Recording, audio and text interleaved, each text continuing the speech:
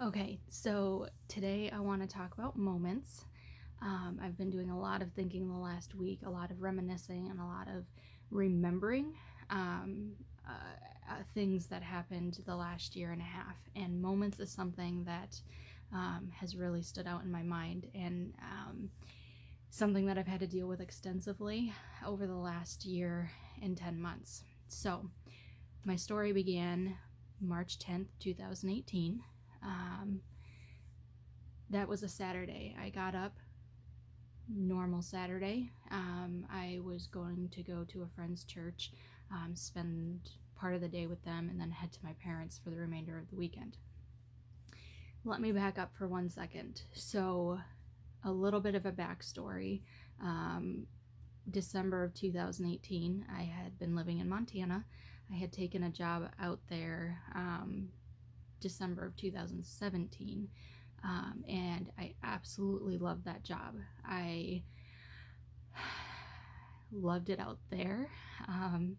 And when I was offered the job back in New York, it was probably November of 2017. It was a very hard decision. I ended up deciding to take it based solely on the fact that it was a good career move. And I packed everything up and I moved back to New York. There was a lot of fear that I was making the wrong decision because I absolutely loved it in Montana. At the time, I was dating a guy, and we had been dating for just a couple of months, but things were going quite well, and so we were kind of talking long term and things like that. So there was a lot that I was leaving behind in Montana at that time, and not to mention, I absolutely loved my job and the life that I had there. Fast forward to March, I started my new job in January. It was a very difficult transition. So I'm a court reporter, and I went from working in one courtroom with one judge, which that's the scenario that I liked, to working for probably 10 to 12 different judges, sometimes multiple judges a day. I would run from one courtroom to the next. And it was very fast paced, very busy, and I was just starting to learn, like, really get the hang of all the judges and all the different attorneys that were coming um, in March, right before my accident happened. So I was really just, kind of getting over the learning curve. And I was still very much so struggling with my decision of moving back from Montana to New York. So March 10th, 2018 was a Saturday. I had no idea that March 9th was going to be my last day working. So March 10th, I woke up, kind of did my normal thing. Like I said, I was going to go hang out with some friends. My friend had asked me to sing at her church, so I had left purposely early to make sure that I was there on time. It was probably a little over an hour away, so I was on my way, and I was probably 3 minutes from the church um, when the accident happened. So, what had happened was I was slowing down to make a left hand turn. The car behind me slowed, and the third car that I didn't even know was there did not, I don't believe, did anything.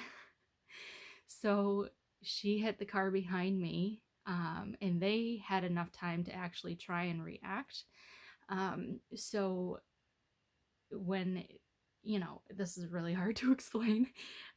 Okay, so I'm like this, slowing down to make a turn. They're coming behind me, and they tried to avoid me. So they kind of actually hit me on an angle. So the front of their car actually went under my car a little bit. And the back of my car followed their path that they were going. So they hit me like this, which drove the back of my car like this as they were kind of going past me.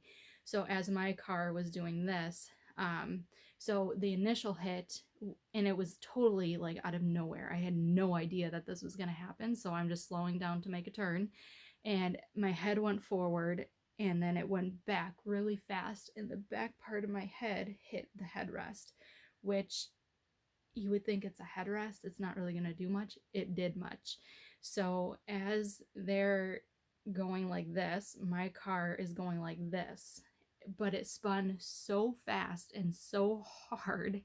Um, and so my head went forward, my head went back, and then as my car is spinning like this, I started sliding across. Hang on, I started sliding across the road that way. So I actually ended up across the road in the intersection that I was going to be making my turn into, but I was like sideways. So the road is this way, my car was this way. Um, so because of the spin and then because of the sliding backwards that way, so my head went frontwards, backwards, kind of side to side, and then diagonal back that way again.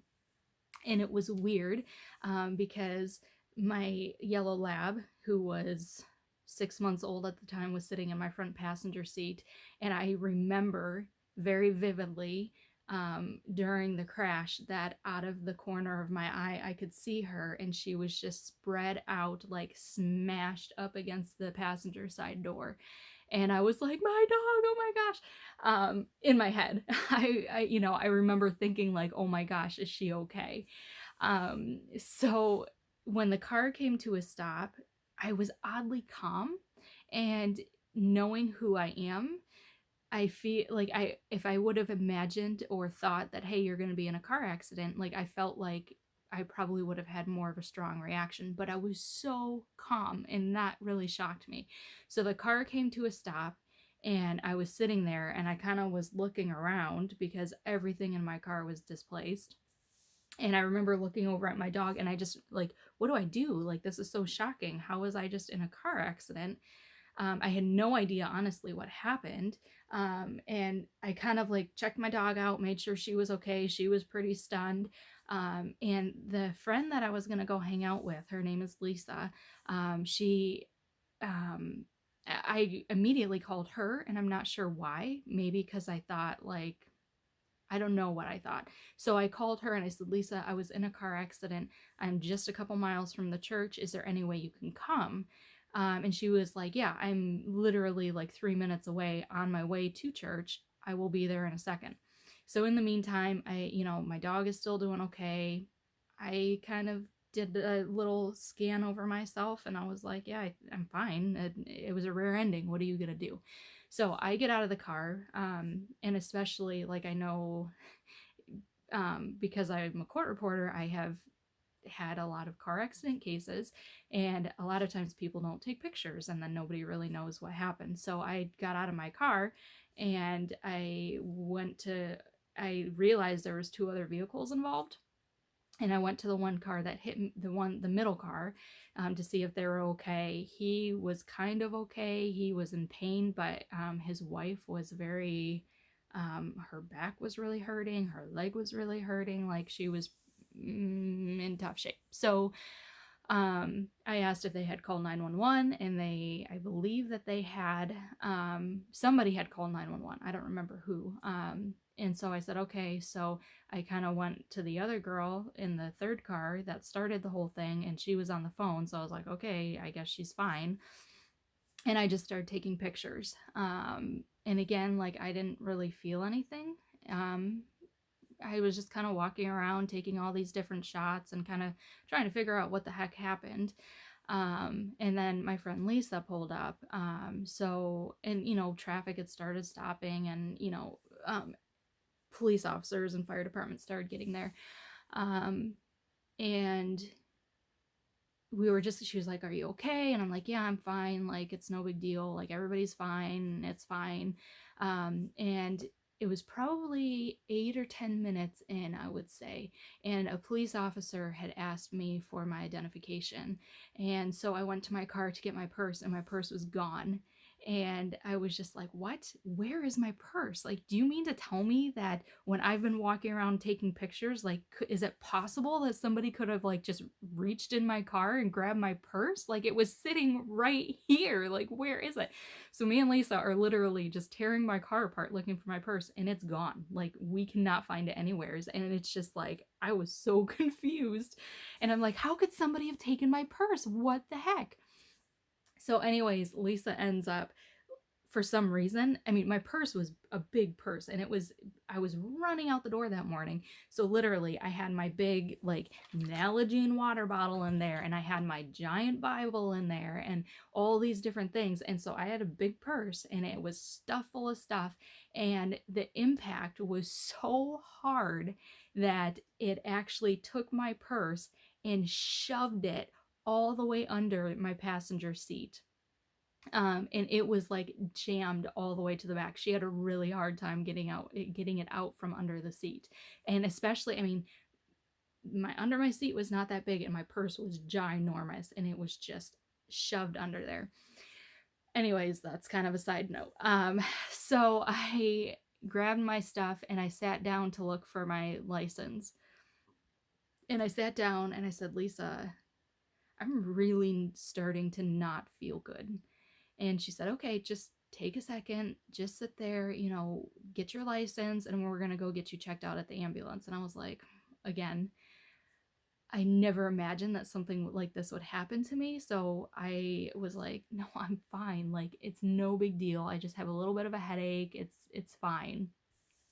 I was a little bit dizzy, but again, like this traumatic thing just happened. So I thought, okay, nerves are just setting in.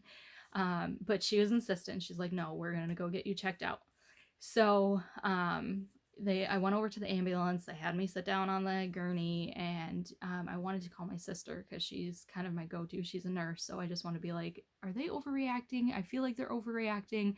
I'm fine. Everything's fine. No big deal. It was a rear ending. Like, I'm not bleeding. I don't have any broken bones. Everything's fine. And Lisa was pretty insistent that I should go get checked out at the ER. And Gretchen was like, well, just go get checked out. You did hit your head pretty hard. Just go. So I was like, okay, fine. And at that point, my nerves were really starting to amp up. I mean, I'm going to the hospital in an ambulance, and it was really cold that day. And so I was getting really cold. And so they were trying, just getting me blankets and relaxing. But my head was just really starting to hurt, and my neck, all back here on my neck. And so I was like, okay, I don't really know what's going on, but something's starting to kind of feel not right. So I was becoming more confident in, yeah, I should probably go get checked out. So I go to the ER, and I don't know why they took me to this little rink-a-dink hospital, but they did. So I guess it was the closest, and they didn't feel like transporting to Rochester, the bigger city nearby. So that's where they took me, kind of because they were being a little bit lazy. So go to the ER, and ERs, I spent the rest of the basically morning there. And the doctor came in to see me. I was really hungry, actually, which was odd. Maybe I didn't eat very much that morning. I don't know, but I was getting really hungry. And anyways, Lisa, it's funny because Lisa's sister-in-law ended up working there. So as they're wheeling me and I'm like, oh, hey, Shannon. She's like, what are you doing here? I'm like, like, it was funny. So she was kind of, poking her head in and checking on me. And the doctor came in. She wanted to see pictures of my car. I showed her pictures of my car. And because the way the accident happened and the front of their car kind of went under my car, there wasn't a ton of damage on my car. But the trunk was crumpled up, but you couldn't see that in the pictures. So she kind of looked at it and was like, yeah, this wasn't that serious. You're going to be fine. I'll give you Monday off. Go home and rest. No big deal. They did x-ray my neck, but that's all they did. They wanted to give me, I don't know, some medication. I don't even know what it was. All I remember is the nurse coming in trying to give me this medication. I said, no, my headache isn't. I've had migraines before, so my tolerance of headaches is quite high. So I said, no, it's not to the point where I need medicine yet. And I would rather monitor it over the day and actually know what the headache is doing and how I'm actually feeling. I don't want to mask things at this point. And I don't know why I was so like adamant about that, but I'm glad I was. And it's funny because the doctor didn't even check my pupils or anything to see like if I had been concussed. Like nothing. She did nothing. Like it was ridiculous. And I know a little bit about concussions, and so I said to Lisa, I said, like why didn't she even check my pupils? Like why isn't she taking this seriously? Like I'm in a lot of pain right now. Like why? What is going on? So Lisa's sister-in-law came in. I said, Shannon, can you just check my pupils very quickly? I just want to make sure, like I want to know like if I'm in rough shape or not. So she checked my pupils and my pupils were okay. So she's like, yeah, you're just gonna be sore, go home, whatever. So okay, we leave the hospital. Her husband Ryan gave me a ride back to the church because they had taken my car. And I just wasn't feeling good. I was feeling so weird. So, my parents, they called my parents and told my parents what had happened. So my dad said, no, just stay there. I'm coming to get you. So my dad drove like an hour and a half to come get me. So he brought me back to their house. And I just felt terrible. And I can't even describe how it felt other than, and I'd have to go back in my notes because I can't be like, oh, I specifically had a headache here, whatever. But I just felt super fatigued. Um, and I pretty much came home. By the time we got home, it was probably like 5 or something, anyways, because my dad stayed and wanted to chat, at the church. And in my mind, I'm like, it's fine. I'm fine. Everything's fine. Even though, like, the noise and the commotion at the church when I was sitting there was really super exhausting. I remember that. Like, it was very exhausting. So by the time we left, I was like, oh my gosh, I don't feel good. Like, let's go. Hurry up. Let's go. Let's go. I need to get out of this noise. The ride home was pretty challenging. That made me feel super not good. Like I was too much to like watch out the window and watch things. Like I literally kind of just like rested the whole way home. I did not feel good. So that night, I'd really have to go back and look at my notes or like sit down and like actually do some remembering the fine details. Fast forward to the next day, and I couldn't really get out of bed. I would get up for maybe 5-10 minutes and I would be so exhausted and it would be so uncomfortable, like just this whole like body uncomfortable, like everything inside me was like, you need to go back to bed, conversation is too much, everything is too much, just go back to bed. And that's what I did pretty much all day Sunday. I felt horrible. My neck hurt so bad. So my occipital bones, especially my right one, hurt so bad and nothing would relieve it. But again, at that time I was like, oh, whiplash. It is what it is. I'm going to be sore for a couple days. So so they had given me Monday off, and again I was like, I'm not taking Monday off. I don't take work off, especially not 2 months into a new job. This is stupid. I'm not taking a day off for this dumb rear ending. So I Sunday progressed and I was not improving at all, and I did in fact take Monday off, take that day and be like, I can't go to work. Like my car was still up at Lisa's, and I felt horrible, so horrible on Sunday. So fast forward to Monday, my dad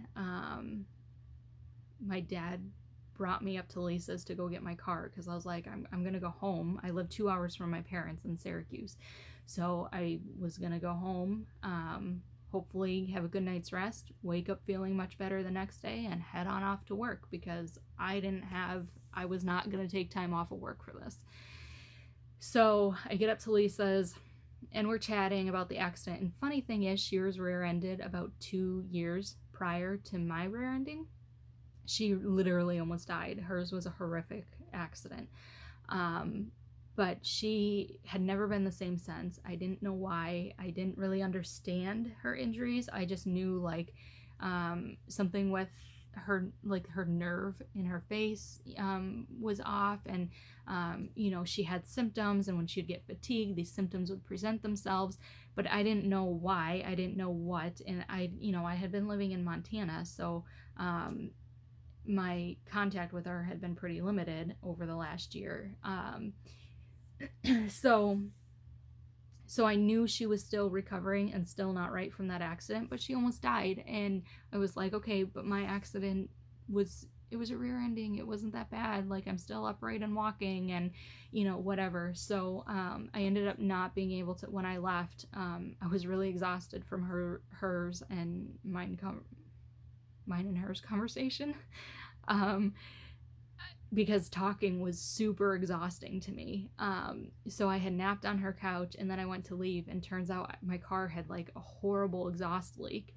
So I opened the trunk and all this stuff, and I'm like, oh my gosh, my trunk is crumpled in, like, whoa. And I could not handle the smell of the exhaust, like, not even a little. I went down the street, turned around, and came back, and like it literally almost made me ill. So we're like, okay, like my car actually has to be towed to a shop. So arranged all that. My mom came and picked me up and actually brought me back to Syracuse, so I could hopefully go to work the next day, because that's what I was gonna do. And I can't remember. I did go and get a rental car at some point, but I think that was the next week actually. Because by the time I got back up to Syracuse, like, I was not doing well. And as much as I hated doing this, I had to call in work. And so every day that went by, I had to keep calling in, and I had to keep calling in. And I believe that Thursday, I had gone to see a chiropractor or something, thinking like, oh, okay, like maybe they can adjust something and it'll help. So he had given me more time off of work. So I was able to um, continue not going back to work. And because I physically couldn't, like, there was no way that I was going back to work. It just became more and more apparent, and I was not getting better like I had anticipated. So I ended up having to go like a week later to a walk-in clinic to get another doctor's note, because I was like, I don't know what's going on and I need doctor's notes to prove. So I went to a walk-in clinic, and I can't remember. Yeah, so they gave me like another week off, or another couple of days off. And so I was like, okay, like I'm gonna get through this weekend, everything is gonna be fine, and it was not fine. So